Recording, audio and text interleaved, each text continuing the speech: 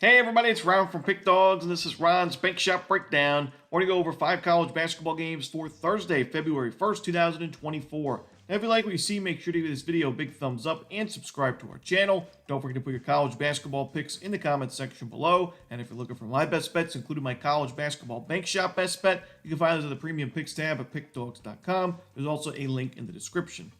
Alrighty, let's get into it. Here are the games for Thursday in college hoops.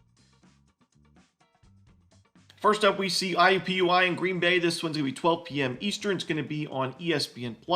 Wanted to take a look at the early game since it's a standalone game and, the first game by far on Thursday. And I think in this spot, IUPUI is playing with revenge. They lost to Green Bay earlier on January 10th in conference play, and it was a competitive game. Green Bay covered the number, but IUPUI was winning in the majority of the first half for that one. And I think here, Green Bay, I've mentioned their record's really strong. They're 14-9 overall. They're 9-3 in conference play. They've made big improvements this season compared to the last couple of years, where just last year Green Bay was ranked 361st in KenPom. But I do think because of their record on paper, this team is a bit overvalued, especially in a spot like this. To me, I think IUPUI is fundamentally the better team in terms of they force more turnovers, they're stronger on the offensive glass, they get to the free throw line more.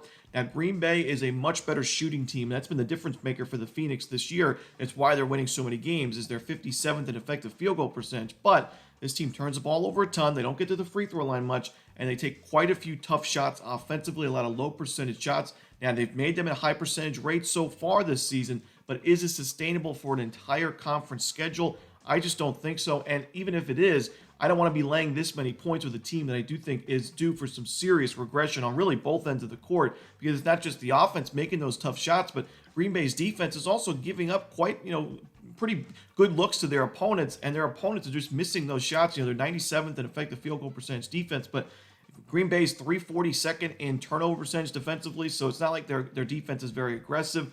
I think we see a lot of regression for this Green Bay team going forward. In a spot like this for IUPUI in an early game, playing with revenge, I think there's value with IUPUI. So give me the points here with the Jaguars in this spot. Next up, we see Utah Valley and Stephen F. Austin. This one's going to be 7:30 Eastern on ESPN+. Some really quality games, in my opinion, for Thursday's card in the WAC conference. And this is one of them. And, Utah Valley, our friends at Utah Valley, have done us well lately. They covered against Utah Tech on January 20th. And then as an underdog against Seattle on the road, they covered in that game as well. Only a 1-point loss, 62-61. However, while Utah Valley's been good to us, I'm going to have to fade it in this spot. I do think this is not a good matchup for the Wolverines on the road against a really aggressive defense. And, Utah Valley is ranked 360th in three-point shooting. They don't get a lot of their points from the perimeter. A majority of their points are from the free throw line and two-point field goals. And while Stephen F. Austin takes a ton of fouls, they are also 20th in the country in two-point defense. So I think Utah Valley's offense is going to be more uncomfortable than it usually is. And like I said, Stephen F. Austin takes a lot of fouls, but so does Utah Valley. And the Lumberjacks, Stephen F. Austin, they do a great job of getting to the free throw line. So I think that the free throws in this game are kind of canceled out. I think both teams are going to get a lot of looks from the charity stripe. It's why I lean towards the over, because I think there's going to be a lot of whistles and a lot of free points. But I do think Stephen F. Austin, fundamentally the stronger team. I like the fact that this is a really good offensive rebounding team. That was a big problem for Utah Valley in that last game against Seattle. Probably the difference maker in that one. Seattle did not play too well, but they had 17 offensive rebounds. They got an offensive rebound on 40.5% of their missed shots, and that just can't happen. And now Stephen F. Austin, top 25 offensive rebounding team, they should get a lot of second chance looks. They should get a lot of fast break points because they force a ton of turnovers. To me, on the road, not a good matchup for Utah Valley, and we're getting a great price with the Lumberjacks because they've lost their last 2 games against Grand Canyon and Cal Baptist. This is their 4th straight home game, so they haven't really had to travel at all. Give me Stephen F. Austin in this one. I'm going to lay the points. Next up, we see Tarleton State and Abilene Christian. This one's going to be 8 p.m. Eastern on ESPN+. I think this is a pretty good spot for Abilene Christian. Their 4th straight home game here, playing with revenge against a Tarleton State team you lost to back on January 18th, but it was a competitive game. I think it was like a 3 or 4 point game with under a minute to go. Free throws at the end pushed Tarleton to the cover in that one, but it was a competitive game, close game, and I think Abilene Christian has to like its chances here. Fundamentally, Abilene Christian does a great job of getting to the free throw line, and Tarleton's had some issues defensively, taking fouls.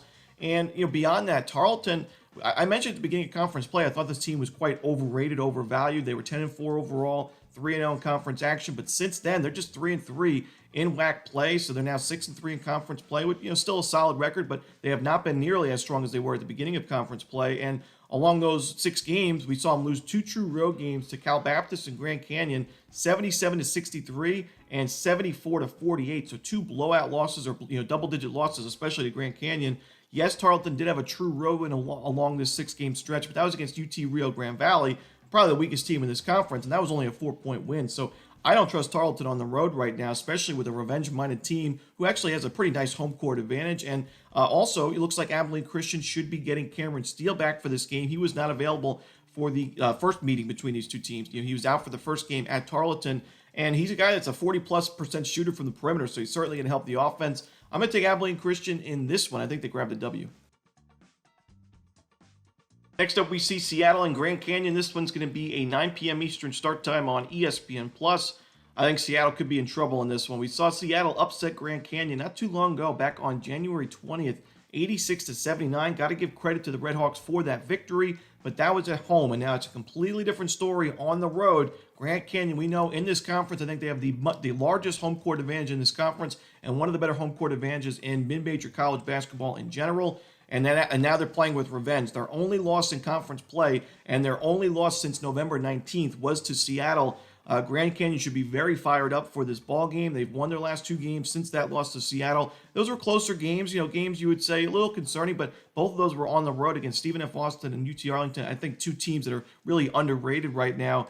Back at home, I think Grand Canyon, the much better team here. Like I said earlier in the video, I didn't think that Seattle played too well against Utah Valley. They really benefited from Utah Valley struggling on the defensive glass, but I don't think you're going to see that from Grand Canyon. This is a very good rebounding team and just a good team in general. Fundamentally, shot quality-wise, one of the best teams in mid-major college basketball. It's why they're ranked 62nd in KenPom, the highest rating by far in the WAC. Give me Grand Canyon. I think they get the revenge in a big way in a blowout.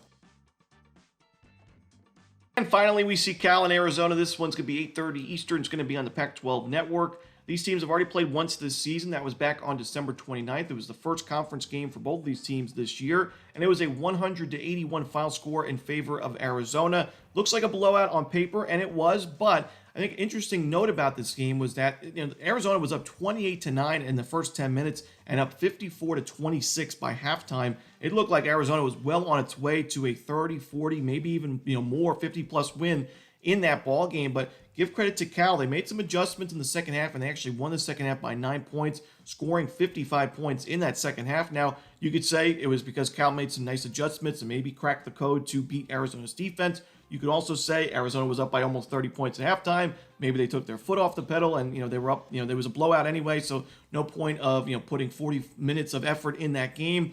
I think it's a little bit of both. I mean, I think you still have to give Cal credit for scoring those 55 points. And I think in this spot here, Cal as a team, it's, I think, improving as the season goes along. We mentioned that we thought that this was an underrated team, and now they've won 4 of the last 6 games. They've beaten some of the weaker teams in the conference, Stanford and UCLA, but they also have nice wins over Colorado and Washington State along the way. Now, they have been a lot better at home this season, but I still think on the road we're catching a ton of points here with Cal. One of the big advantages that Arizona has over most of its opponents is the rebounding. This is a top 10 offensive and defensive rebounding team. But Cal, with Fardaws Aimaq, who's been one of the best rebounders in college basketball, really in history, but in the last 5 years, I think Cal's going to be competitive on the glass in this game and, not give Arizona too many offensive rebounds. I mean, Cal's 28th in the country in defensive rebounding percentage.